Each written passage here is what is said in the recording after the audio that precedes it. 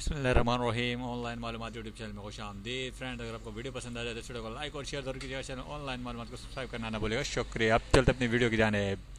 T10 cricket league में आज Punjabi lead legend ने बंगाल टाइगर को पहाड़ जितना हदफ दे दिया है। पंजाबी लेजेंड की जान से उमर अकमल और शुएब मलिक ने ज़बरदस्त बल्लेबाजी की और पहले 5 ओवर में 65 रन बनाए, जबकि एंड में लेजेंड की टीम नाकाम रही और बंगाल टाइगर्स के बालों ने बहुत ही ज़बरदस्त तरीके से कमबैक किया।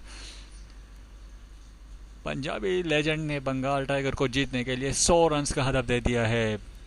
बंगाल टाइगर को ये मैच हर हाल में जीतना है अगर उन्होंने इस टूर्नामेंट में रहना है, अदरवाइज़ वो इस टूर्नामेंट से बाहर हो जाएगी। जी हाँ, ब्रेकिंग न्यूज़ आपको दे रहे हैं। पंजाबी लेजेंड ने बंगाल टाइगर को एक 100 रन्स का टारगेट दिया है। पूरे 100 रन का टारगेट मिला है बंगाल टाइगर को, सरफराज अहमद की टीम को।